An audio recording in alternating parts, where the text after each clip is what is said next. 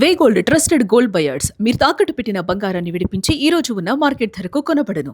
నమస్తే, welcome to it's UTV. నేను సిరాష్. దేశవ్యాప్తంగా కాక్రోచ్ పార్టీ ప్రకంపనలు మరి ముఖ్యంగా కుదిపేస్తున్నటువంటి situations.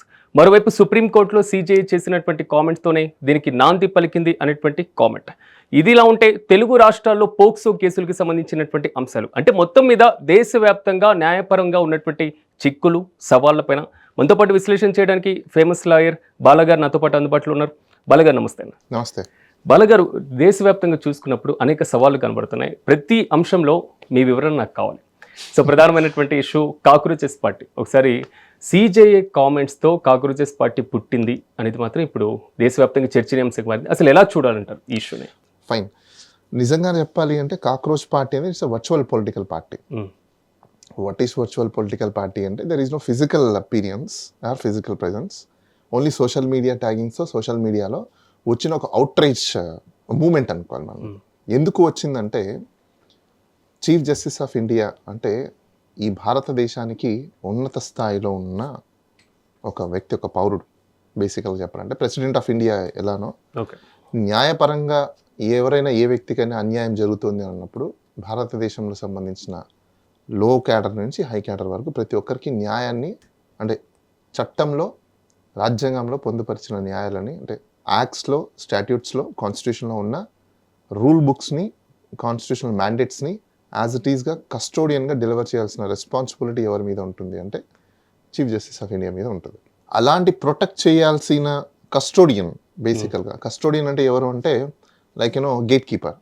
We can call it is an gate keeper.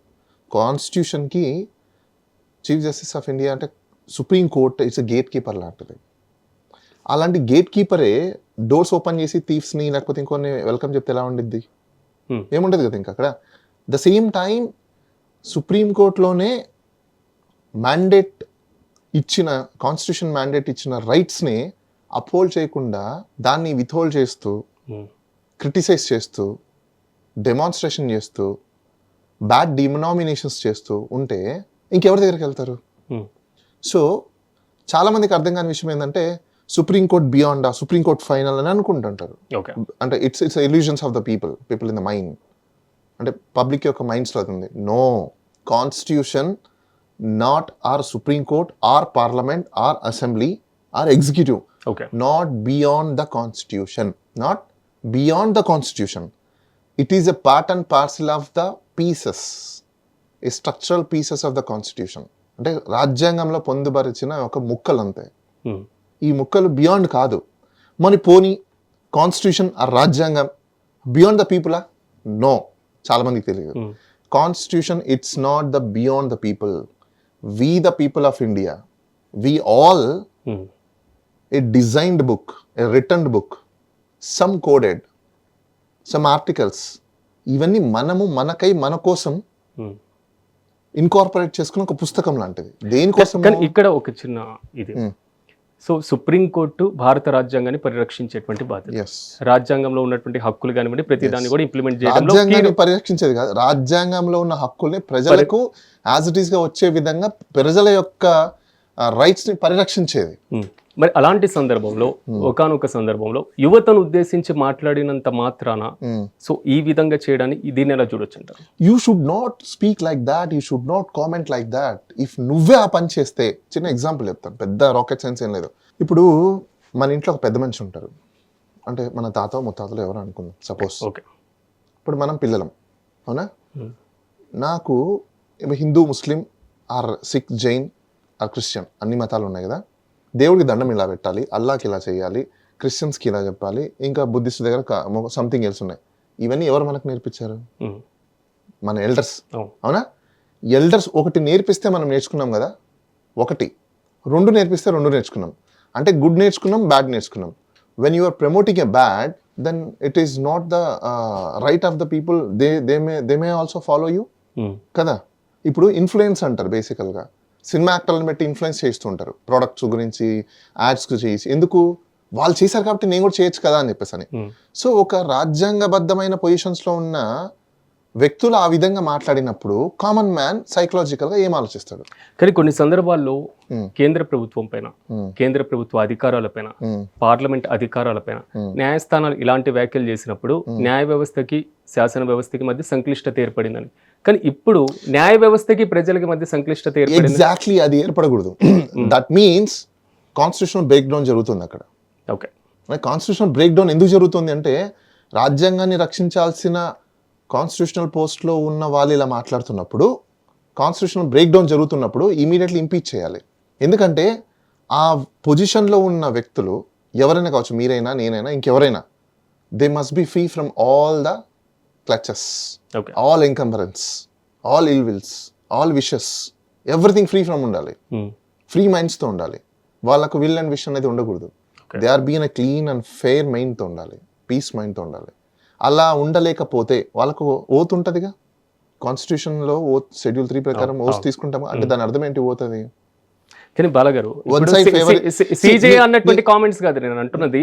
ఇప్పుడు నేను యూత్ అంత రివెంజ్ గా చేయాల్సిన నేను అవసరం అక్కడికే ఎందుకు వస్తున్నాను. నేను అక్కడికే వస్తున్నాను. ఇప్పుడు ఆ కాంటెక్స్ట్ ఏంటి అంటే, సుప్రీంకోర్టులో ఒక అడ్వకేట్ ఒక పిటిషన్ ఫైల్ చేశాడు. ఏమని? నాకు సీనియర్గా ఉన్న కేటాయించలేదు, కేటాయించండి అని చెప్పేసి అని. ఓకే, దానికి వాళ్ళు అంత అడ్వర్స్ కామెంట్స్ చేయాల్సిన అవసరం కూడా లేదు. ఎందుకంటే ఇప్పుడు మీరు పార్టిసిపేషన్ చేసి మీకు ఎలిజిబిలిటీ ఉంటే ఇస్తారు, లేదంటే ఎలిజిబిలిటీ అనేది మీకు నచ్చిన వాళ్ళకి మీరు ఇచ్చుకుంటున్నారు. ఎలిజిబిలిటీ లేని వాళ్ళు చాలా మంది కూడా అయిన వాళ్ళు ఉన్నారు కదా. దాన్ని మీరు ప్రాపర్గా డిబేట్ ప్రకారంగా వినాలి.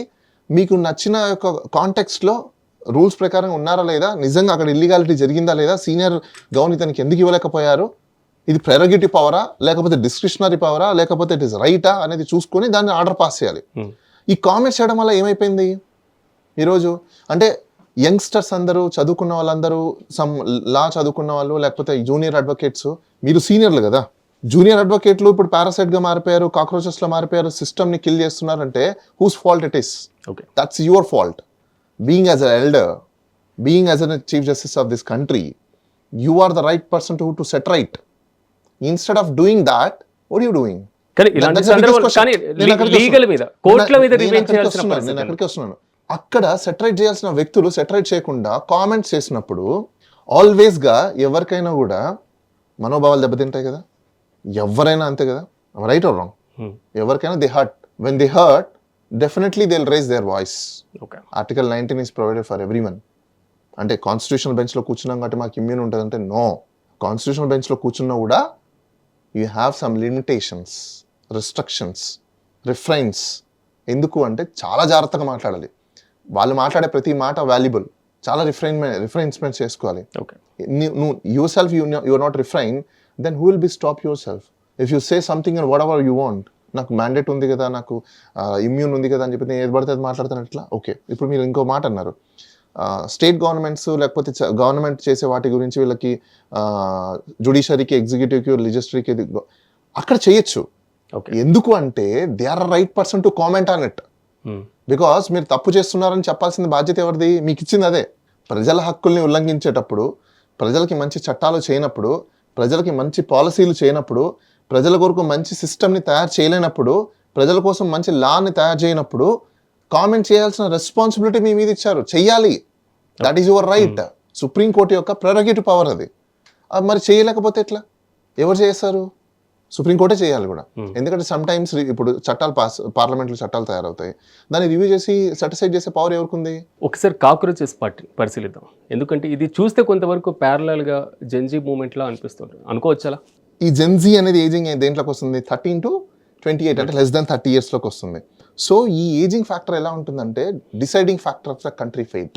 ఎందుకు అంటే ఇన్నోవేషన్స్ వీలే చేయాలి, వర్క్ వీలే చేయాలి, ప్రెషర్స్ వీలే తీసుకోవాలి, న్యూ జనరేషన్ని క్రియేట్ చేయాల్సింది వీళ్ళే. అంటే new generation in the sense మళ్ళీ రీజనరేషన్, ప్రొడక్టివ్ సిస్టమ్ వీలే చేయాలి. అంటే పిల్లల్ని పుట్టించడం, చేయడం వీలే చేయాలి, ఫ్యామిలీస్ ఎస్టాబ్లిష్మెంట్ వీలే చేయాలి. ఎవ్రీథింగ్ వీళ్ళ చేతిలో ఉన్నప్పుడు పవర్ ఎందుకు వీళ్ళ చేతిలో ఉండకూడదు? You got it. సిస్టంలో మొత్తం వీళ్ళు చేస్తున్నప్పుడు, సిస్టమ్ మొత్తం డిపెండ్ అయింది దీని మీద అయినప్పుడు మరి పవర్ ఎందుకు వీళ్ళ దగ్గర ఉండకూడదు? Why? That is a biggest question. అందుకే ఈరోజు జెన్జీ మూమెంట్ అంటే కాక్రోచ్ పార్టీ, మీరు కాక్రోచ్ పార్టీ అని చెప్పండి, లేదంటే జెన్జీ మూమెంట్ చెప్పండి, ఏదైనా ఒకటే అనుకోవచ్చు మనం. కాదా cockroach party, cockroach Janata party అని పెట్టారు కాబట్టి దానికి ఒక పేరు, ఎందుకంటే కామెంట్ చేశారు కాబట్టి, సుప్రీంకోర్టు నుంచి ఆ కామెంట్స్ వచ్చాయి కాబట్టి వాళ్ళు కాక్రోచ్ జనతా పార్టీని పెట్టారు. Because we are all Janata, that we are cockroaches. శ్రీలంకలో ఉన్నంత లేదా నేపాల్లో ఉన్నంత అంత ఫైట్ ఇండియన్ డెమోక్రసీలో అసలు సాధ్యం అవుతుంది? అసలు దీన్ని అసలు ప్రామాణికంగా తీసుకోవచ్చు ఇండియన్ పొలిటికల్ పార్టీస్ తో? ఒకటి, వర్చువల్ లో వచ్చిన మూమెంట్ ని రైట్ మూమెంట్ అని చెప్పడానికి లేదు. ఫస్ట్ వన్ థింగ్, ఈ వర్చువల్ గా వచ్చిన movement in case it turns with an physical movement, right again young India movement లా మారితే మాత్రం డెఫినెట్లీ ఈ కంట్రీ ఫేట్ మారబోతుంది. I hope నేను కూడా I'm just thinking about, I'm just connecting with my people, I'm connecting with my network. We are going to be very soon establishing a Young India movement again. తొందరలో young India moment తీసుకురావాలని అనుకుంటున్నాను. ఎందుకు అంటే young India moment చాలా మందికి తెలియదు అనుకుంటాను. ఇండిపెండెన్స్కి before young India moment చాలా ప్రాంప్ట్గా పనిచేస్తుంది. ఎంత ప్రాంప్ట్గా పనిచేసిందంటే ఆ మూమెంట్ వల్లనే నిజం చెప్పాలంటే ఇండిపెండెన్స్ వచ్చింది. అది చాలా మందికి తెలియదు. పుస్తకాల్లో కూడా దాన్ని ఎక్కువగా ఇన్కార్పొరేట్ చేయలేదు. ఎందుకంటే elders, domination by elders. But today is not that. Today is virtual presence. Today virtual presence, everything is reality. This Gen Z moment will taken in young India moment, అంటే సెకండ్ యంగ్ ఇండియా మూమెంట్ కింద తీసుకెళ్తే మాత్రం definitely tremendous changes is going to happen in this country. This country fate is going to be changed. This is not a capitalist country. This country, it's not belongs to only a few peoples. We saw earlier that British East India Company, the Britishers are ruled by this country. East India Company was everything squashed. Now there is no more. But now East India companies are there. అది ఏంటి అని అంటారు మీరు, Indian క్యాపిటలిస్టులు. ఈరోజు భారతదేశాన్ని దోచుకున్నది పరాయి దేశవాసులు అయితే, ఈరోజు భారతదేశాన్ని భారతీయులే కొంతమంది దోచేసుకుంటున్నారు. భారతదేశం యొక్క లైబిలిటీస్ పెరిగిపోయాయి లక్షల కోట్ల వరకు, కానీ కొంతమంది ప్రాపర్టీస్ వాళ్ళ యొక్క నెట్వర్క్ మాత్రం లక్షల కోట్లకు పెరిగిపోయాయి. అంటే ఈ లైబిలిటీస్ అని ఎవరికి వెళ్ళిపోయినట్టు? ఇఫ్ ఆడిట్ చేస్తే, సోషల్ ఆడిట్ చేస్తే ఈ డబ్బులన్నీ అటు వెళ్ళిపోయినట్టే కదా. సమ్వేర్ ఉండాలి కదా, నువ్వు అప్పు చేసావు, అప్పు దేనికి పెట్టావు అనేది ఉండాలి కదా. ఆ అప్పుకి తగ్గట్టుగా అసెట్ ఉందా? లేదు. మన డబ్బులన్నీ ఎట్టిపోయినట్టు. ఈ క్రియేషన్ ఆఫ్ అసెట్స్ లో నుంచి వచ్చిన రెవెన్యూ కూడా అటే పోయింది. ఎవరికి? సో కాల్డ్ క్యాపిటలిస్ట్ దగ్గర. అంటే we the people of India, we are strugglers, we are facing the problems and we are struggling. The benefit is goes to somewhere else. So why should we keep quiet and like in a parasite laga మనం ఎందుకు ఉండాలి?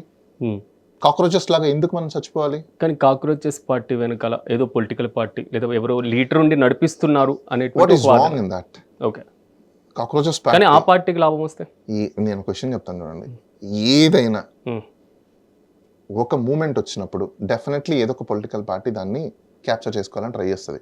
అది existing political party కావచ్చు, లేకపోతే going to float a new political party కావచ్చు. Everything comes under the constitution. End the movement of end ఏంటి అంటే turns into the political party, participate in the elections, to win the elections, form a government. That is the spirit of the constitution or representation of people act కదా.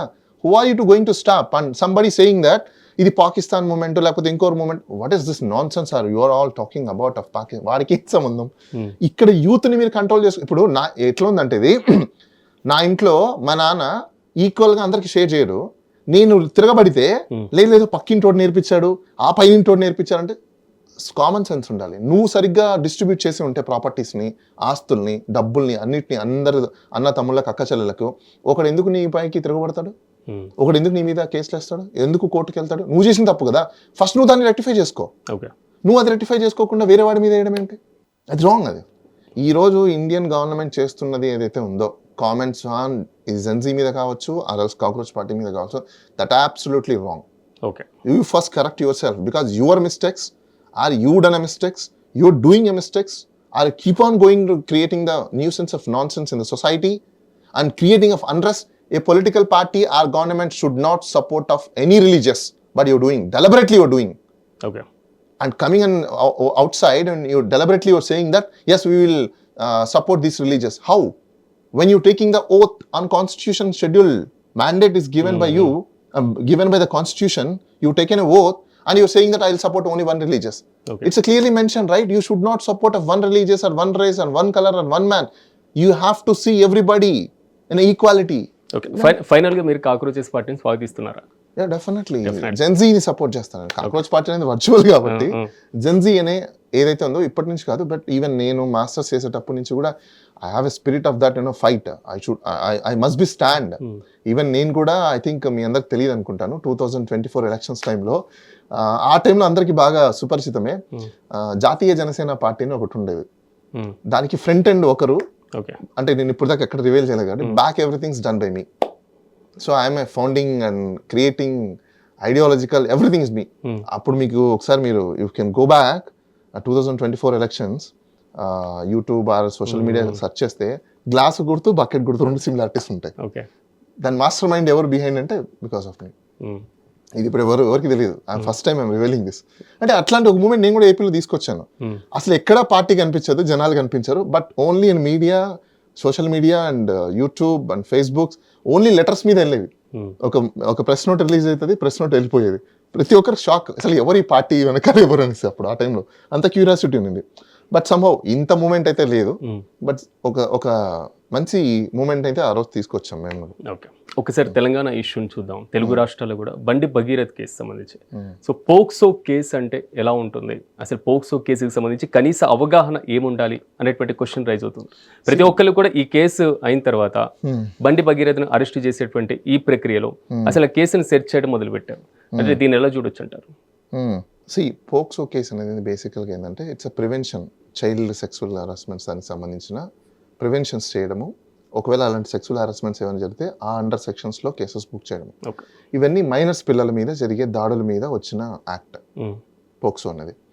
అయితే ఇక్కడ మనం ఎక్కువగా observe చేసుకోవాల్సింది ఏంటంటే పోక్సోలో మేజర్గా మనం చూడాల్సిన ఆస్పెక్ట్స్, వాళ్ళని మొలెస్ట్ చేసిన, మైనర్ పిల్లల్ని అంటే కన్సెంట్ ఉండి సెక్స్ చేసిన, లేకపోతే వాళ్ళని అబ్యూజ్ చేసిన, అవుట్రేజింగ్ చేసిన, ఈవెన్ జెస్చర్తో ఇఫ్ యువర్ సైన్ అనే gesture also comes under the POCSO. ఎందుకు దీంట్లో సీరియస్నెస్ని కొన్ని పెట్టారంటే you must respect each other. Minor ఉన్నారు కదా అని చెప్పేసి అని వాళ్ళని మన పవర్ఫుల్ అంటే లైక్ పవర్ఫుల్ పొజిషన్స్లో ఉండి dominant positions, powerful and dominant పొజిషన్స్లో ఉన్నప్పుడు పిల్లలు ఏం చేసుకోలేరు కదా, they doesn't have an a power. So అందుకోసమే అలా చాలా స్ట్రిక్ట్. మీరు ఒక పవర్ఫుల్ పొజిషన్లో ఉన్నప్పుడు you have to discharge your duties with respectful manner. నాకు పవర్ ఉంది కదా అని చెప్పేసి మిస్యూజ్ చేస్తే, పవర్ ఇచ్చింది దేనికోసం? యూజ్ చేయడం కోసం, మిస్యూజ్ చేయడం కోసం కాదు కదా. ఈ మిస్యూజ్ జరుగుతుంది కాబట్టే పోక్సో అని తీసుకొచ్చారు. ఈ పోక్సో కేసులో మోర్ స్పెసిఫిక్గా ఒకవేళ ప్రూవ్ అయింది అనుకోండి, యాజ్ పర్ సెక్షన్స్ ప్రకారము మీకు శిక్షలు పడతాయి, కానీ బెయిల్స్ వచ్చే అవకాశాలు చాలా తక్కువ సమ్ టైమ్స్. అయితే ఈ మధ్య కాలంలో ఈవెన్ మన సుప్రీంకోర్టు కూడా కొన్ని కామెంట్స్ చేసింది, పోక్సోని మిస్యూజ్ కూడా చేస్తున్నారు అని చెప్పేసి. So misuse in the sense it depends upon. ఎలా అంటే ఇప్పుడు మైనర్ మేజర్ అనే ఆస్పెక్ట్లో కొన్ని డిస్టింగ్విష్లు ఉన్నాయి. ఇప్పుడు డిఫరెన్స్ ఆఫ్ ఒపీనియన్స్ ఉన్నాయి. అంటే 18 years వస్తే మెచ్యూరిటీ పెరిగిపోతుందా, 18 years రాకపోతే మెచ్యూరిటీ అంటే 2 days 18 years వస్తుంది అంటే 2 days బ్యాక్ చేసిన యాక్ట్ మెచ్యూరిటీ లేనట్ట, 2 days తర్వాత చేసిన యాక్ట్ మెచ్యూరిటీ ఉన్నట్ట అనే క్వశ్చన్స్ కూడా చాలా ఉన్నాయి. అట్లనే 16 years దాటిపోయిన తర్వాత ప్రతి అమ్మాయికి ప్రతి అబ్బాయికి కూడా అవగాహన లేని రోజులు లేవు ఇప్పుడు. సో ఒకసారి అది కూడా పర్సూ చేయాల్సిన అవసరం ఉంది ఏజింగ్ ఫ్యాక్టర్లో. ఎందుకంటే POCSO age minor major age ని గురించి మనం మాట్లాడుకోవాల్సిన అవసరం లేదు, కానీ పోక్సోలోకి వచ్చే ఏజ్ ని మాత్రం కన్సిడరేషన్ చేయాల్సిన అవసరం అయితే ఉంది. ఇప్పుడు 14 years అంటే 10th class. ఇప్పుడు మన అందరం 10th class చదువుకుని వచ్చాం. Even we are also part and parcel of that schools and colleges.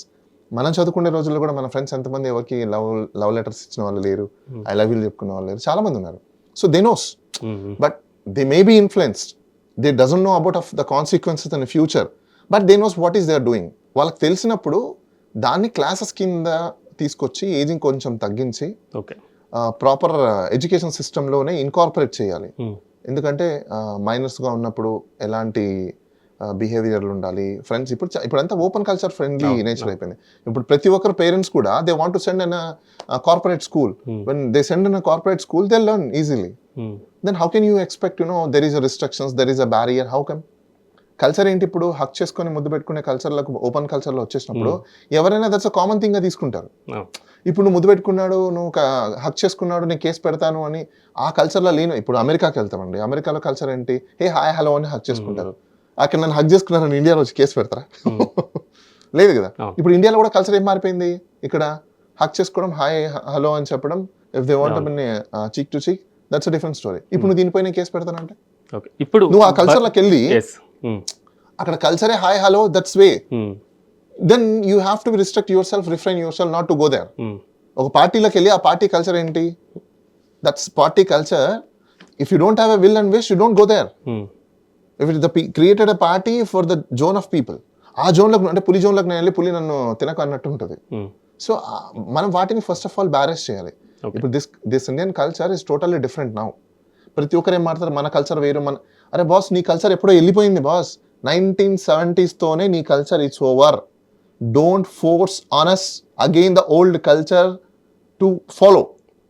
The current situation, current generation, current circumstances, everything's changed. నువ్వు పాత కల్చర్ని ఫాలో అవ్వాలన్నప్పుడు ఇంత పాష్ మెట్రో సిటీస్ని క్రియేట్ చేయకు. అలాంటి పూరి గుడిసెల్ని క్రియేట్ చేయి, అలాంటి రోడ్లను పెట్టు, అలాంటి కాలువల్ని పెట్టు, అలాంటి మనుషుల్ని తయారు చేయి, అలాంటి వాతావరణం ఫస్ట్ అలాంటి ప్రొడక్షన్ సిస్టమ్ని తయారు చేయి. ఈరోజు లేదు కదా, ఆర్టిఫిషియల్ వచ్చేసింది అన్ని. మరి ఎందుకు ట్రెండ్ అండ్ టెక్నాలజీని తీసుకున్నాం, ప్రోగ్రెసివ్ ఆఫ్ చేంజెస్ని తీసుకున్నాం, న్యూ జనరేషన్ని తీసుకున్నాం. తీసుకోకూడదు అలాంటప్పుడు, తీసుకుంటే ఇలానే ఉంటుంది. సో ఇలాంటి సిచ్యువేషన్లో భగీరథ్ ఎట్టకేలకు అరెస్ట్ అయ్యారు. సో ఆ ప్రాసెస్ అయితే జరుగుతుంది. కానీ బండి సంజయ్ ఆయన నా పేరు వాడొద్దు అని కోర్టు నుంచి ఆర్డర్ తెచ్చుకున్నారు. అసలు దీన్ని ఎలా చూడొచ్చు అంటే బేసికల్గా గ్యాగ్ ఆర్డర్స్ ఎందుకు ఇస్తారు అంటే అండి, ఆర్టికల్ 19 అంటే ఫ్రీడమ్ ఆఫ్ ఎక్స్ప్రెషన్ లిమిటేషన్స్ ఉన్నాయి, కొన్ని బ్యారియర్స్ అండ్ లిమిటేషన్స్ ఉన్నాయి. ఒకరిని కించపరిచే విధంగా ఉండకూడదు. So that means that is a gag. ఇది బ్రిటన్ సిస్టమ్ గ్యాగ్ అనేది. గ్యాగ్ అనేది ఇప్పుడు మనకు ట్రంప్ సీజ్ ఫైర్ అన్నారు చూసారా, అంటే you need to stop there అన్నట్టు. గ్యాగ్ సిస్టమ్ కూడా ఏంటంటే, గ్యాగ్ ఆర్డర్ అనేది you should not comment, you should not publish anything about him which is adverse కాకుండా రైట్ రైల్గా ఉన్నది ఏదైనా ఉంటుంది యూ కెన్ స్పీక్ అవుట్.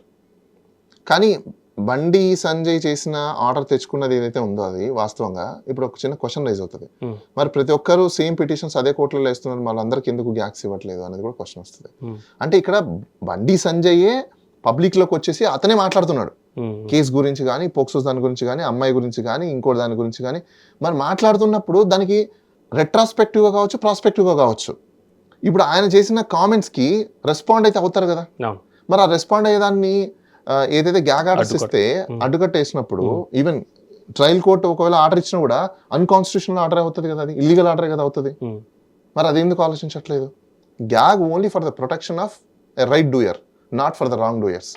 నువ్వే బయటికి వెళ్ళిపోయి మార్కెట్లోకి వెళ్ళి లైక్ నీ అవుట్రేజెస్ నువ్వే చూపించేసుకొని నువ్వే అన్ని కామెంట్స్ అన్ని పెట్టేసిన తర్వాత బయట మొత్తం నువ్వే పడేసి ఇప్పుడు ఎవరు మాట్లాడద్దండి అంటే, no. When comes in to the public domain, it is a right of everybody to speak within the limits, to talk within the limits, to demonstrate within the limits, to forward within the limits. మీరు ఇచ్చిందానే వాళ్ళు చేస్తున్నారు తప్ప మీరు ఇవ్వకపోతే వాళ్ళు చేసేవాళ్ళు కాదు కదా. సో దేర్ ఫోర్ ఏంటి, రిస్ట్రైన్ చేసుకోవాల్సిన బాధ్యత మీరు చేసుకోకున్నప్పుడు అలాంటి గ్యాగ్ ఆర్డర్స్ని ఇమీడియట్గా క్వాష్ చేయొచ్చు. సో కొంతవరకు అంటే పూర్తి స్థాయిలో బండి భగీరథ్ పైన పెట్టినటువంటి సెక్షన్స్ నార్మల్గా పోక్సోకి సంబంధించి సో ఎంత తీవ్రత ఉండేటువంటి అంశం ఉండొచ్చు? ఐఎమ్ సారీ టు సే, నేను ఇప్పుడు దాకా అన్ని సెక్షన్స్ అయితే చూడలేదు. సమ్ ఆల్టరేషన్స్ ఏవో జరిగాయి. బిఫోర్ అయితే లెస్ దాన్ 7 years ఏవో పెట్టున్నారని చెప్పారు. After that more than 7 years కొంచెం గ్రేవ్ ఉన్న సెక్షన్స్ అన్ని పెట్టారని చెప్పేస్తున్నారు. ఇట్స్ డిపెండ్స్ అపాన్ అండి, అంటే ఎంతవరకు ఛార్జెస్ ఫ్రేమ్ చేస్తారు. అంటే టు బి హానెస్ట్ చాలా మంది ఇల్యూజన్స్లో చెప్తారు కానీ, but I don't want to give that illusions. Reality ఏంటంటే, until unless the complete investigation is prepared, the final report or charge sheet is filed, అప్పుడు దాకా మనం కూడా ఏం చెప్పలేం until completion of the but sections ప్రకారం అయితే కొన్ని less than 7 years ఉన్నాయంటున్నారు, కొన్ని more than 7 years ఉన్నాయంటున్నారు. మాక్సిమం ఎంత వేసుకున్నా కూడా 7 years, లేదంటే 10 years. చాలా మందికి పోక్సో కేసులకు సంబంధించి కొంతవరకు అపోహ ఉంది. ఒక్కసారి పోక్సో కేసు నమోదైన తర్వాత బాధితురాలు ఎవరైతే ఆ నేరం చేసినటువంటి వ్యక్తిని ఒకవేళ పెళ్లి చేసుకుంటే ఎలాంటి సిచ్యువేషన్ ఉంటుంది అంటే న్యాయస్థానాల్లో ఇలాంటి కేసు కూడా చాలా వచ్చాయి. అంటే థింగ్ ఏంటంటే, ఇప్పుడు అల్టిమేట్లీ సిస్టమ్ చూడాల్సింది, యాక్ట్ చూడాల్సింది కూడా ఏంటంటే లెటర్ అండ్ ట్రూ స్పిరిట్. ఈ లెటర్ అండ్ ట్రూ స్పిరిట్ ఏంటి అంటే, ప్రిపేర్ చేసిన బుక్ ఏదైతే ఉందో రైట్ రైల్గా అది ప్రొటెక్షన్ వచ్చిందా లేదా అనేది ఇంపార్టెంట్. ఇప్పుడు విక్టిమే నో నాకు అవసరం లేదు, నేను ఆ రోజు కేసు పెట్టింది, నా లైఫ్ నాకు నిలబడుతుంది, యూ జస్ట్ క్వాష్ ఇట్ అన్నప్పుడు, then who we are all stop to that.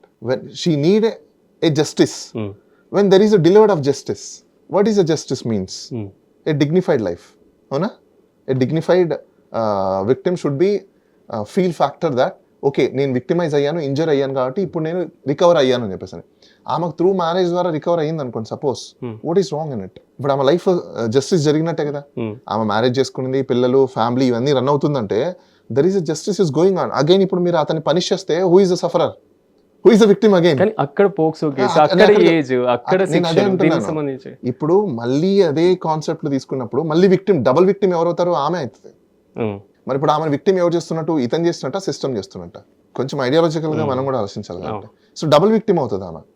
So ageing ఫ్యాక్టర్లో 17-18 years మధ్యలో జరిగి ఒకవేళ వాళ్ళు మళ్ళీ లైఫ్ స్టార్ట్ చేసుకుంటే, ఇప్పుడు లవ్ మ్యారేజ్ జరుగుతుంటాయి, లవ్ అండ్ అఫేర్లు జరుగుతుంటాయి, వాటిని సిస్టంలో మనము రెక్టిఫికేషన్స్ని తీసుకురావాలి తప్ప స్ట్రిక్ట్లీ ఇంప్లిమెంట్ చేస్తాను అన్నప్పుడు నాన్ అప్లికేషన్ ఆఫ్ మైండ్ అవుతుంది. అది ఒక చట్టం వచ్చినప్పుడు నాన్ అప్లికేషన్ ఆఫ్ మైండ్ దాంట్లో కొన్ని సెక్షన్స్ ఉన్నప్పుడు we need to correct it.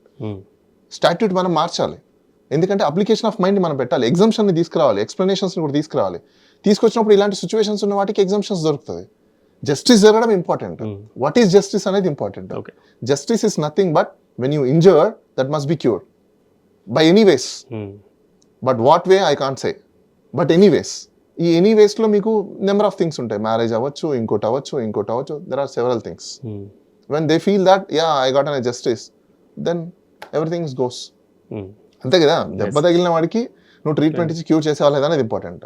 ఆ దెబ్బని క్యూర్ అయిపోయిన తర్వాత మళ్ళీ లేదు నేను ఆమెను మళ్ళీ దెబ్బ తగిలించడం అనేది again it's a dual victim. It's very simple. ఒకసారి ఏపీ ఇష్యూకి వెళ్దాం. ఏపీలో ఇప్పుడు SC/ST అట్రాసిటీ కేసుకి సంబంధించి సో ఆనంద్ అనేటువంటి వ్యక్తికి సంబంధించి క్రైస్తవ మతాన్ని స్వీకరించారని SC హోదాను రద్దు చేస్తూ కలెక్టర్ ఉత్తర్వులు జారీ చేశారు. అంటే ఈ వేరియేషన్ ఎలా చూడొచ్చు? అంటే ప్రీవియస్గా కేసు పెట్టే ముందు ఫైల్ చేయడం, తర్వాత అది హైకోర్టుకు వెళ్ళడం, మళ్ళీ సుప్రీంకోర్టుకు వెళ్ళడం, మళ్ళీ తాజాగా అసలు ఎంటైర్ స్టోరీ ఆఫ్ ఎపిసోడ్ నేను మీకు చెప్తాను. ఈ ఆనంద్ అనే ఆయన ఒక రెడ్డి పర్సన్ మీద ఓసీ మీద కంప్లైంట్ చేశాడు అనేది మెయిన్. ఆ క్వాష్ పిటిషన్లో SC/ST అట్రాసిటీ కేసు అప్లై అవ్వదు కాబట్టి దాన్ని క్వాష్ చేస్తున్నాం అన్నారు. అట్రాసిటీ ఈవెన్ SC/ST పక్కన పెట్టేసినా ఏ కమ్యూనిటీని కూడా అట్రాసిటీ చేయకూడదు, హ్యూమిలేట్ చేయకూడదు. ఆ సెక్షన్స్ అయితే అప్లై అవ్వాలి కదా. దాన్ని మరి ఏ విధంగా చూస్తారు ఏంటనేది నెక్స్ట్ చూడాలి మనము. ఇప్పుడు ఆ SC/ST అప్లై అవ్వదు, ఎందుకు అప్లై అవ్వదు అన్నారు అంటే, ఈయన పాస్టర్ ఉన్నాడు కాబట్టి SC/ST షెల్టర్ని తీసుకోవడానికి లేదు కాబట్టి మేము ఆ సెక్షన్స్ ఆ యాక్ట్ ఈయనకు అప్లై అవ్వదు, క్వాష్ చేస్తున్నామని చెప్పేసి హైకోర్టు క్వాష్ చేసింది. దాన్ని సుప్రీంకోర్టులోకి వెళ్ళి ఛాలెంజ్ చేస్తే సుప్రీంకోర్టు కూడా దాన్ని అప్హోల్డ్ చేసింది. ఏమని? SC/ST తీసుకోవాలి అంటే ఆయన ఖచ్చితంగా SC/ST బిలాంగింగ్స్ అయి ఉండాలి అండ్ ఆయన పాస్టర్ అయి ఉండకూడదు అనే పాయింట్లోనే వాళ్ళు కూడా తీసుకొచ్చినారు. కానీ ఇక్కడ హైకోర్టు ఏం తప్పు చేసింది, ఏం మిస్టేక్ చేసింది అని ఒకసారి మన జడ్జ్మెంట్లో చూసుకుంటే, what is erroneous there, that quash jurisdiction, it's not competent to decide whether the caste certificate is genuine or not, whether he is a pastor or not. That is not the question before this court. Whether the 482, the patent illegality of the filing of an FIR or sections or whatever it may be, దాన్ని మాత్రమే చూడాలి. అది చూడకుండా ఈయన ఎస్సీనా కాదా, SC certificate ఉందా లేదా అనేది దట్స్ అ డిఫరెంట్ స్టోరీ. కానీ అక్కడ జ్యూరిస్డిక్షన్, బియాండ్ ద జ్యూరిస్డిక్షన్ ఒక పిటిషన్ని క్వాష్ చేశారు. అఫ్ కోర్స్ కాన్స్టిట్యూషనల్ పవర్ ఉంది కాబట్టి 482 CRPC ప్రకారం క్వాష్ అయిపోయింది. ఎందుకు? ఆయన పాస్టర్, ఆయన SC కాదు, SC సర్టిఫికేట్ హోల్డ్ చేస్తున్నాడు కాబట్టి. ఇప్పుడు ఆ SC సర్టిఫికేట్ని ఛాలెంజ్ చేశారు. ఎక్కడ? కన్సర్న్ కమిటీ దగ్గర, జాయింట్ కలెక్టర్ అండర్లో కమిటీ ఉంటుంది. ఆ కమిటీ రిపోర్ట్ ఏమి ఇచ్చింది? ఈయన పాస్టరు, ఈయన ప్రాక్టీసెస్ అన్ని దీని ప్రకారం ఉన్నాయి కాబట్టి ఈయన SC సర్టిఫికేట్ని క్యాన్సిల్ చేయండి అని కలెక్టర్కి రెఫర్ చేస్తే కలెక్టర్ క్యాన్సిల్ చేశారు. బేసికల్గా ఈ SC/ST సర్టిఫికేట్ ఇచ్చేటప్పుడు రూల్ ప్రకారము 1950 ఆర్డర్స్ ప్రకారము ఏమేమి ఉండాలని మ్యాండేటరీ చెప్పారు. ఈవెన్ కొన్ని సుప్రీంకోర్టు గైడ్లైన్స్ కూడా ఏం చెప్తున్నాయి, ప్రాక్టీసెస్ అనేది ఏ విధంగా ఉండాలి ఏంటనేది చాలా ఇంపార్టెంట్, రైట్? ఇప్పుడు పాస్టర్గా ప్రాక్టీస్ చేస్తున్నారంటే ఒక రిలీజియస్ని ప్రాక్టీస్ చేస్తున్నప్పుడు ఆ రిలీజియస్లో ఇతను చేరాడా లేదా అనేది కొన్ని మ్యాండేట్స్ ఉన్నాయి, అవునా? ఆ మ్యాండేట్స్ ఏంటి? ఇతను బాప్తిజం తీసుకున్నాడా, బాప్తిజం సర్టిఫికేట్ ఇతనికి వచ్చిందా, బాప్తిజం సర్టిఫికేట్ తీసుకొని కూడా ఇతను క్యాస్ట్ సర్టిఫికేట్ కంటిన్యూషన్ చేస్తున్నప్పుడు ఎస్ దట్స్ వ్యాలిడ్. బాప్తిజం తీసుకుని ఇప్పుడు నేను ఉన్నానండి, ఇప్పుడు నేను చర్చ్కి వెళ్తాను, మసీద్కి వెళ్తాను, గుడికి వెళ్తాను, అన్ని చోట్లకి వెళ్తాను. So you mean to say ఇప్పుడు నేను ప్రాక్టీస్ చేస్తున్నట్ట? I believe I will go there. Freedom of religious అనేది ఉంది కదా. నేను ఏ రిలీజియస్ నేను నమ్ముతాను, నాకు అది రాజ్యాంగం ఇచ్చిన హక్కు. నేను నమ్మినంత మాత్రం belief system it's not the practice. Practice means what? You must be a member of that community. When I'm not the member of that community with an official manner, when talk about law in official manner, unofficially if I go there it is not the barricade to me or limited to me. నేను పోవచ్చు, నేను చేస్తాను. ఇప్పుడు చాలా మంది Hindus ఉన్నారు. మన culture ఏంటి? ప్రీవియస్ నుంచి వస్తుంది. ఎగ్జాంపుల్ ఎక్కడో వరకు అవసరం లేదండి. మనము హైయెస్ట్గా చూసుకుంటే ఇప్పుడు బీబీ నాంచారమ్మ ఉంది, ఎక్కడ మన తిరుపతి మీకు బాగా ఐడియా ఉంది కదా, అవును. చాలా మంది అంటారు ఇప్పుడు భీమి రాంచారమ్మ ముస్లిం అని అంటారు. బ్రహ్మం గారు ఉన్నారు, బ్రహ్మం గారి దగ్గర సిద్ధయ్య అనే ఆయన కూడా ముస్లిము, అంటే దూదాకులు అని అంటారు. వీళ్ళందరూ కూడా కన్వర్ట్లు ముస్లిమ్స్ ఎప్పటి నుంచి ఉంది కదా. మన దగ్గర ఈవెన్ గుంటూరులో ఏరియా కూడా చాలా మంది హిందూస్ అందరూ ముస్లిం దర్గాకి వెళ్తారు, రాయలసీమలో వెళ్తారు. మరి వాళ్ళందరూ ప్రాక్టీస్ చేస్తున్నట్ట, ముస్లిం కమ్యూనిటీలో ప్రాక్టీస్ చేస్తున్నట్ట, బిలీఫ్ సిస్టమ్ అది. దెన్ అలాంటప్పుడు మీరు ఓన్లీ ఒక కమ్యూనిటీకి మాత్రమే ఎలా రిస్ట్రిక్షన్స్ పెడతారు? ఓన్లీ క్రిస్టియన్ కమ్యూనిటీలో మాత్రమే హిందూస్ వెళ్ళి ప్రాక్టీస్ చేస్తే, హిందూస్ వెళ్ళి అక్కడికి చర్చ్ దగ్గరికి వెళ్తే మీరు వాళ్ళు ప్రాక్టీస్ చేస్తున్నారు కాబట్టి వాళ్ళ క్యాస్ట్ని, అసలు క్యాస్ట్ని క్యాన్సిల్ చేసే పవర్ గవర్నమెంట్ సిస్టమ్కి లేదు. టు బీ హానెస్ట్ చెప్పాలి అంటే వాళ్ళ క్యాస్ట్ని, బర్త్ నుంచి వచ్చిన క్యాస్ట్ని మీరెవరు అండి అసలు క్యాన్సిల్ చేయడానికి? గవర్నమెంట్కి ఉన్న పవర్ ఏంటి? ఐడెంటిఫై చేసి షెడ్యూల్డ్ క్యాస్ట్లకు వస్తారా లేదా, వస్తే వాళ్ళకి ఆ సర్టిఫికేట్ని ఇవ్వడం వరకే మీ పవర్. ఆ సర్టిఫికేట్ని డ్యూ ప్రాసెస్ ప్రకారంగా తీసుకున్నారా, ఇల్లీగల్గా తీసుకున్నారా? ఇల్లీగల్గా తీసుకుంటే క్యాన్సిల్ చేసేది మాత్రం మీ పవర్. అంతేగాని వాళ్ళ క్యాస్ట్ని డిటర్మైన్ చేసే పవర్ మీకు ఎక్కడ ఉంది? ఈ క్వశ్చన్స్ ఎందుకు ఈ క్రిస్టియానిటీ కమ్యూనిటీ కానీ లేకపోతే ఎస్సీ ఎస్టీకి సంబంధించిన కమ్యూనిటీ కానీ ఎందుకు రేస్ చేయట్లేదు, ఎందుకు మాట్లాడట్లేదు? నిజంగా సిస్టమ్కి అంత పవర్ ఉందా లేదంటే no, it is their birth right, natural right. Even రాజ్యాంగానికి కూడా లేదు క్యాన్సిల్ చేసే పవర్. రాజ్యాంగం వాళ్ళకున్న హక్కుల్ని కాపాడడానికి రాజ్యాంగం వచ్చింది తప్ప వాళ్ళు ఉన్న హక్కుల్ని తీసేయడానికి రాజ్యాంగం రాలా. సో ఈ ఆనంద్ అనేటువంటి వ్యక్తి ఎవరైతే ఉన్నారో ఆయన మళ్ళీ గవర్నమెంట్కి అప్పీల్ చేసుకుంటాను అనేసి ఎక్కడ జరుగుతుంది? ఇచ్చిన సర్టిఫికేట్ మీదనే ఇప్పుడు జరుగుతుంది కమిటీ రిపోర్ట్ ఇవన్నీ కూడా. దాని రివ్యూ ఉంటుంది, సెక్షన్ 11 ప్రకారము రివ్యూ ఫైల్ చేస్తారు గవర్నమెంట్ బిఫోర్. ఎందుకంటే ఇప్పుడు డిస్ట్రిక్ట్ కలెక్టర్ ఇచ్చిన ఆర్డర్ మీద రివ్యూ ఉంటుంది.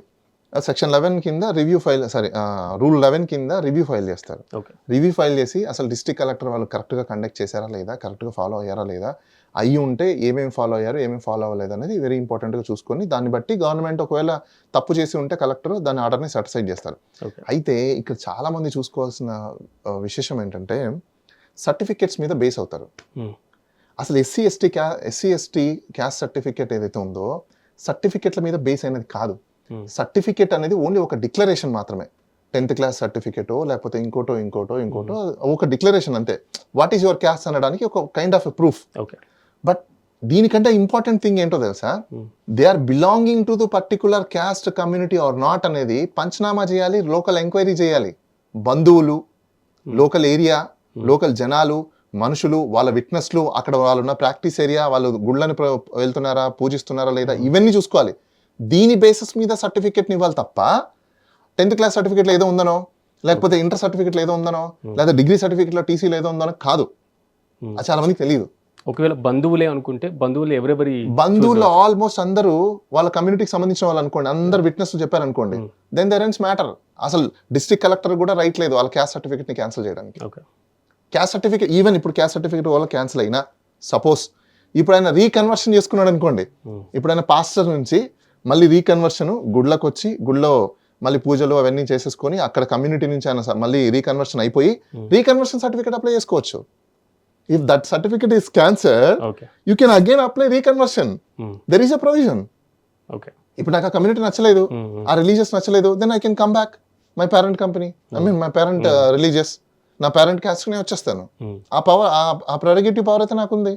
మళ్ళీ అయినా రీకన్వర్షన్ పెట్టుకొని కొత్త సర్టిఫికేట్ తీసుకుని హ్యాపీగా ఎస్సీ స్టేటస్ని కంటిన్యూ చేయొచ్చు. Who gonna stop him? So ఇది చాలా మంది తెలుసుకోవాలి. ఎవరెవరైతే సఫర్ అవుతున్నారో ఈ క్యాస్ట్ సర్టిఫికేట్ల మీద చాలా మంది, నాకున్న నోటీస్ వరకు చాలా మంది ఆంధ్రప్రదేశ్లో చాలా వరకు ఈ కోస్తా సైడ్ ఉన్న ఏరియాలలో చాలా వరకు కూడా మీ మీద ఈ కలెక్టర్ల దగ్గర లేకపోతే జేసీల దగ్గర లేకపోతే ఆర్డీఓల దగ్గర లేకపోతే ఎంఆర్ఓల దగ్గర మీ మీద కంప్లైంట్లు, మీరు ఎఫ్ఐఆర్లు కడితే దాని బేసిస్ మీద కంప్లైంట్లు ఇచ్చి మీ క్యాస్ట్ సర్టిఫికేట్ క్యాన్సిల్ చేయమని చెప్పేసి అని క్యాన్సిలేషన్కి ఇచ్చున్నారు. ఎవరు పానిక్ అవ్వాల్సిన అవసరం లేదు. Point number 1. 2, కంప్లైంట్ ఇచ్చిన తర్వాత మీరు విక్టిమైజ్ అయ్యారని చెప్పేసి అని క్యాన్సిలేషన్కి వెళ్తే మాత్రం అది వెపనైజ్ అవుతుంది, మిస్యూజ్ ఆఫ్ పవర్. ఎందుకు అంటే అట్రాసిటీ, ఒక వ్యక్తిని నువ్వు అది ఎస్సీ ఎస్టీ పక్కన పెట్టాయి, ఒక వ్యక్తిని ఎవరిని కూడా నువ్వు కమ్యూనిటీ పేరుతో తిట్టడానికి లేదు. ఈవెన్ పీనల్ కోడ్లో కూడా ఉంది, you cannot atrocity to anyone, any community, you have to respect each other. మరి ఈ రెస్పెక్ట్ ఈచ్ అదర్లో పక్కకి ఎక్కడ వెళ్ళిపోయింది? అట్రాసిటీస్ కేసు పక్కన పెట్టండి. ఎందుకు ఎస్సీ ఎస్టీని తీసుకొచ్చారంటే you should not see by eye or by act. 2 ఉన్నాయి ఇక్కడ, బై ఐ బై యాక్ట్. నీ చూపులతో కానీ నీ యాక్ట్తో కానీ ఒకరిని నువ్వు అట్రాసియేట్ చేయకూడదు, హ్యూమిలేట్ చేయకూడదు. ఎలా చేస్తావు? వాళ్ళని అప్లిఫ్ట్మెంట్ చేయడం కోసమే కదా ఈ చట్టాలు తీసుకొచ్చింది. అగైన్ ఇక్కడ డ్యూయల్ విక్టిమ్స్ ఎవరన్నా ఉన్నారు అంటే ఎస్సీ ఎస్టీలో ఉన్న వాళ్ళు చర్చెస్కి లేకపోతే క్రిస్టియానిటీలో ఫాలో అవుతున్న వాళ్ళందరూ డ్యూయల్ విక్టిమ్స్. ఇప్పుడు వాళ్ళకి డ్యూయల్ జోపడే విక్టిమైజేషన్ అవుతుంది. డ్యూయల్ విక్టిమైజేషన్ వాళ్ళు ఇప్పుడు ఎస్సీ ఎస్టీ విక్టిమైజేషన్ ఒక సైడ్ జరుగుతుంది. ఈవెన్ రిలీజియస్ని ఫాలో అవుతున్న క్రిస్టియానిటీలోకి వెళ్ళినా కూడా అగైన్ నువ్వు అవును. షెడ్యూల్డ్ క్యాస్ట్ నుంచి వచ్చిన క్రిస్టియన్ అని చెప్తున్నారు తప్ప ఎవరు క్రిస్టియన్ ఎవరు చెప్పట్లేదు. టూ సైడ్ నుంచి విక్టిమైజ్ అయ్యేది వీళ్ళే ఇప్పుడు. డ్యూయల్ విక్టిమైజేషన్ ఇప్పుడు వీళ్ళు. సో ఎక్కువ విక్టిమైజేషన్ ఎవరు అవుతున్నారు అంటే ఇప్పుడు ఈ కమ్యూనిటీలో నుంచి షిఫ్ట్ అయిన వాళ్ళు అవుతున్నారు. కాబట్టి ఇమీడియట్గా ఇండియా వైడ్ దీని మీద ఒక ప్రొటెస్ట్ తీసుకొని రావడమో లేకపోతే కాన్స్టిట్యూషనల్ మ్యాండేట్ని ఆర్డర్ 50 ఏదైతే ఇచ్చున్నారో దాంట్లో చాలా సింపుల్ లాజిక్. ప్రెసిడెన్షియల్ ఆర్డర్ని ఇప్పుడు హిందూ, జైన్, బుద్ధిజం ఏదైతే ఉందో దాని పక్కన కన్వర్టెడ్ క్రిస్టియన్స్ అని, అంటే ఏ కమ్యూనిటీస్ వస్తాయి, SC ST converted Christians also be comes under అని చెప్పి పెట్టిచ్చేస్తే దేర్ ఇస్ మ్యాటర్. అసలు ఇంత గోలే లేదు. Everybody will protect. ఈ పని చేయగలిగితే మాత్రం వాళ్ళు కూడా ప్రొటెక్షన్కి వచ్చేస్తారు. ఓకే. ఈ ఆకివీడు ఘటన అంటే దీన్ని ఎలా చూస్తారు మీరు? అసలు ముందు నుంచి కూడా కొంతవరకు చర్చనీయాంశంగా మారినటువంటి ఆకివీడు ఘటన నన్ను అడిగితే a tall man, a powerful man ego hurts అంతే. ఇది భక్తి గురించో లేకపోతే ఏదో దేవుడు దిగొచ్చేసి వాళ్ళకి ఇది చెయ్యాలని చెప్పడం వల్ల కాదు. దేవుడు ఏం చెప్పాడు, నీ చుట్టూ ఉన్న జనాలకి 4 ముద్దలు పెట్టి నువ్వు తినిపించి వాళ్ళని బతికించని చెప్పాడు. కానీ గుళ్ళు కడితేనే నా మీద భక్తి ఉన్నట్టు ఏ దేవుడు చెప్పలే. సో ఒక tall man, powerful man, constitutional పోస్ట్లో కూర్చున్న ఒక మనిషి యొక్క ఈగో వల్ల జరుగుతున్న ఇష్యూస్ తప్ప ఇంకోటైతే లేదు అక్కడ. Nothing else. మరి గవర్నమెంట్ ఎందుకు కళ్ళు మూసుకొని నిద్రపోయింది, పోలీసు వాళ్ళు ఎందుకు సపోర్ట్ చేస్తున్నారంటే it is really atrocities of the executive authority, police who are supporting them. But definitely one day will come, tit for tat will go. ఆ పోలీస్ వాళ్ళకి, అక్కడ సపోర్ట్ చేస్తున్న ఎగ్జిక్యూటివ్ అథారిటీస్కి అందరికీ కూడా they will face a consequences. ఎందుకంటే ఇప్పుడు వాళ్ళకి 24 అవర్స్లో పర్మిషన్స్ ఇచ్చారు.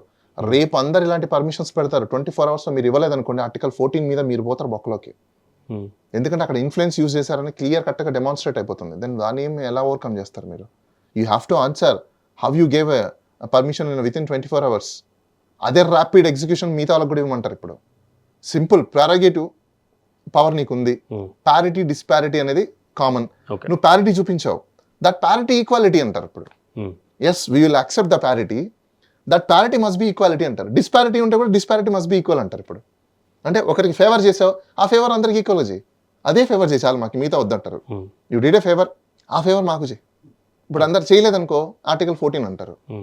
నువ్వు ఫేవరిజం చేసినా ఆర్టికల్ 14లో రావాలి, ఫేవరిజం చేయకపోయినా ఆర్టికల్ 14లోకి రావాల్సిందే. అంటే ఈక్వాలిటీ, ఏది చేసినా ఈక్వాలిటీ. కోర్టుకు సంబంధించి కొంతవరకు డౌట్స్ ఉన్నటువంటి ప్రేక్షకులు కూడా ఉండే ఉంటారు. కోర్టు నోటీసులను ఇగ్నోర్ చేస్తే ఏమవుతుంది? కోర్టు నోటీస్ని ఇగ్నోర్ చేయడం అంటే అడ్వర్స్ ఆర్డర్స్ పాస్ అవుతాయి మీకు. ఓకే. అప్పుడు మీరు మీ అప్పీల్ రైట్ని కోల్పోతారు, మీ యొక్క ఆడియన్స్ని కోల్పోతారు, మీ యొక్క వర్షన్ని కోల్పోతారు. నోటీస్ వచ్చినప్పుడు take the notice, go there, file your vakalat or file your whatever the objections there. నువ్వు నీ వర్షన్ నువ్వు చెప్పుకోవాలి కదా. అసలు నోటీస్ అంటేనే అర్థం పానిక్ కాదు. నోటీస్ అంటే అర్థం to give a information A opposite party, to bringing the information. Something is filed against you, notifying you now. Okay. We are giving a notice. So this is the information. అంతేగాని అదేదో పెద్ద ఇది కాదు. Even సమన్ అయినా అంతే. Something is charged నీ మీద, so that మీకు సమన్ ఇస్తున్నారు, you just come and participate. అక్కడ మీరు పార్టిసిపేషన్ చేస్తేనే కదా తెలుస్తుంది. పానిక్ అవ్వకండి. Just take that legal opinion, take that notice, see what is there, take the legal opinion, fight your right. Okay. Notice అలా ఉంటుంది, కానీ వారెంట్ వచ్చిన వెంటనే చాలా మంది ప్యానిక్ అవుతూ ఉంటారు. సో ఎలాంటి బేసికల్ గా వారెంట్ ఏ సందర్భాల్లో వస్తుంది? ఓకే. ఒకటి కోర్టు త్రూ వారెంట్ వస్తుంది, లేదు అంటే ఎగ్జిక్యూటివ్ వాళ్ళు వారెంట్ ఇస్తారు. వారెంట్ ఎప్పుడు ఇస్తారు అంటే మీ పార్టిసిపేషన్ లేనప్పుడు, మీరు అప్ స్కానింగ్ అవుతున్నప్పుడు, మీ యొక్క ప్రెజెన్స్ లేనప్పుడు, మీ ప్రెజెన్స్ ని తీసుకురావడం కోసం వారెంట్ ఇన్ ద సెన్స్ మ్యాండేటరీగా మిమ్మల్ని తీసుకొచ్చి ఒక చోట కూర్చోపెట్టారు. Okay. That is warrant. Warrant అంటే ఏదో మిమ్మల్ని ఇంకా లైఫ్ టైం ఇది చేయడం కాదు. Warrant it is a certain period వరకు మిమ్మల్ని కస్టడీలోకి తీసుకోవడము, లేకపోతే మిమ్మల్ని మీ యొక్క ఫండమెంటల్ రైట్స్ని కొన్ని రిస్ట్రిక్షన్ చేయడము, మీ యొక్క రైట్స్ని కొంచెం స్టాప్ చేయడం, అంతే. ఓకే. అలాంటి టైంలో చట్టపరంగా ఎలా వ్యవహరిస్తే ఏముంది, ఆ వారెంట్ని మీరు ఛాలెంజ్ చేయొచ్చు. ఓకే. ఈజీగా. అప్పుడు ఒకవేళ లీగల్ వారెంట్ అనుకోండి, ఆ వారెంట్ని కూడా మీరు టైం అడగచ్చు. ఎందుకు వారెంట్ వచ్చింది ఏంటి, మీరే ప్రెజెన్స్ అవ్వచ్చు, అపీర్ అవ్వచ్చు, ఎవ్రీథింగ్ ఇస్ దేర్. లీగల్ సిస్టంలో ప్రతి దానికి ఒక సొల్యూషన్ ఉంది. వారెంట్ వచ్చింది అనుకోండి, దాన్ని ఛాలెంజ్ చేయండి. ఎందుకు వారెంట్ ఇచ్చారు చూడండి, మీకు ఇన్ఫర్మేషన్ ఇవ్వకుండా డైరెక్ట్గా వారెంట్ ఇచ్చారా, లేకపోతే మీరు మిస్ చేసుకోవడం వల్ల వారెంట్లు ఇచ్చారా, రెండు ఉన్నాయి కదా. ఒకవేళ మీరు వాంటెడ్లీ అపీర్ అవ్వకపోవడం చేయకపోవడం వల్ల వారంటీ ఇచ్చారనుకోండి, then you have to face consequences. Again మీరు వారంటీని రీకాల్ చేసుకోవాలి. లేదు నేను తప్పు చేయలేదు, నేను వస్తానని చెప్పేసి అని పోయి రీకాల్ చేసుకుంటే వారంటీ క్యాన్సిల్ అయిపోతుంది. ఓకే, రీకాల్ సిస్టమ్ ఉంది కదా. సో చాలా కేసెస్లో మరి పర్టికులర్గా ఫ్యామిలీ కేసెస్లో లేదా ఆస్తి తగాదాలు, విడాకుల కేసులు, చాలా వాటిలో కూడా వాట్సాప్ చాట్లు లేదా కాల్ రికార్డింగ్లు ఇవే ఒక కీ రోల్గా ఎవిడెన్స్గా అంటే బిఎన్ఎస్ఎస్ వచ్చిన తర్వాత చాలా వరకు ఇప్పుడు వర్చువల్ సిస్టమ్ని కూడా ఎవిడెన్స్ యాక్ట్లోకి తీసుకొచ్చున్నారు. ఓకే, సో ఎవిడెన్స్ని ఇప్పుడు మనం ఐటీ యాక్ట్ ఎట్లయితే వచ్చిందో మనకు, ఇప్పుడు దాంట్లోనే ఎవిడెన్స్లో కూడా ఈ వర్చువల్ ప్రూఫ్ని కూడా తీసుకొని వచ్చేసారు. కాబట్టి electronical devices or electronical proofs కిందకి వచ్చాయి కాబట్టి అవి కూడా it comes under the purview of evidence act. కానీ సైబర్ సెక్యూరిటీ మరి సైబర్ పరంగా కొంతవరకు ఇబ్బందులు కూడా ఉన్నాయి కాబట్టి సో దాన్ని ఎలాగా మ్యానిపులేషన్ అయిందా లేదా, ఒరిజినల్ డివైస్ యొక్క సర్టిఫికేట్ ఇవ్వాల్సి ఉంటుంది. ఇప్పుడు 65 అంటే ఒరిజినల్ డివైస్లో ఉన్న డేటాని సేవ్ చేసి 65B సర్టిఫికేట్ ఇచ్చి whenever the court is required to produce that original material, then that would be sufficient. Okay, so ఫైనల్గా మా యూటీవీ ప్రేక్షకుల కోసం కోర్టు గడప పోలీస్ స్టేషన్ గడప తొక్కకూడదు అని చాలామందికి ఒక మెంటల్గా ఫిక్స్ అయి ఉండి అది ఒక పెద్ద నేరంగా భావిస్తూ ఉంటారు. సో కోర్టు అంటే భయం ఉన్నటువంటి వాళ్ళకి లేదా న్యాయపరమైనటువంటి ఇబ్బందులు ఎదుర్కొంటున్న వాళ్ళకి, అసలు ఆ ఇబ్బందులు అంటేనే భయపడే వారికి ఏం చెప్తారు? నేను ఒకటి చెప్తాను. కోర్ట్ అయినా, గవర్నమెంట్ ఆఫీస్ అయినా, పోలీస్ స్టేషన్ అయినా, ఇంకోటి ఏదైనా మనము నిర్మించుకున్న సిస్టమ్స్ అంతే. ఆ సిస్టమ్స్ని చూసి మీరు భయపడాల్సిన అవసరం లేదు. అక్కడ ఏదన్నా మీ మీద వస్తే అగైనెస్ట్గా ధైర్యంగా వెళ్ళండి, అసలు ఏం జరిగింది అనేది మాట్లాడి ప్యానిక్ అవ్వకుండా డీల్ చేయండి అంతే. సో లాయర్స్ చాలామంది ఉన్నారు, you just hire a lawyer, he will take care of you. ఎందుకు అంటే సమ్టైమ్స్ లీగల్ సిస్టమ్ మీకు తెలీదు, ఆ లీగల్ టర్మినాలజీ మీకు తెలీదు, ఆ లీగల్ ప్రొసీడింగ్స్ మీకు తెలీదు, ప్యానిక్ అవ్వకండి. You just go and consult a good legal consultant, then take his guidance, he will guide you. ఆ గైడెన్స్ ప్రకారం యూ కెన్ ఫాలో. మీరు భయపడి ప్యానిక్ అయిపోవడం వల్ల, మీ మెంటల్ స్ట్రెస్ తీసుకోవడం వల్ల, మీ పెయిన్స్ తీసుకోవడం వల్ల, మీ మెంటల్ అగోనీ వల్ల ఎవరు సఫర్ అంటే ఎండ్ ఆఫ్ ద డే మీరే సఫర్స్. ఆ మైండ్లో ఆ సిస్టమాటిక్ ప్రెషర్ మీ రైట్ వర్క్స్ని మొత్తం డిస్ట్రాయ్ చేస్తుంది. So it is a part and parcel of life. Don't panic, it's a life. Okay, let it be. Right బాలగారు, మాతో పాటు పార్టిసిపేట్ చేసినందుకు. మొత్తం మీద న్యాయ వ్యవస్థలో ఉన్నటువంటి సవాళ్లను అధిగమించడం మాత్రమే కాదు, న్యాయ వ్యవస్థ అంటే భయం ఉన్నటువంటి వ్యక్తులు కూడా సో ప్రధానంగా వారికి ఉన్నటువంటి హక్కులను గుర్తించి ముందుకు వెళ్లాల్సినటువంటి సమయం, సందర్భాలు కూడా చాలా ఎదురవుతూ ఉంటాయి. సో మీలో ఉన్నటువంటి భయాలను పోగొట్టుకొని బాలగారు కూడా ఈరోజు అంటే సమకాలీన భారతదేశంలో ఉన్నటువంటి సమస్యలపైన కూడా విశ్లేషించినందుకు ప్రత్యేకంగా మీకు కూడా ధన్యవాదాలు సార్. సో ఇలాంటి ఇంట్రెస్టింగ్ టాపిక్తో మళ్ళీ కలుద్దాం. చూస్తూనే ఉండండి యూటీవీ.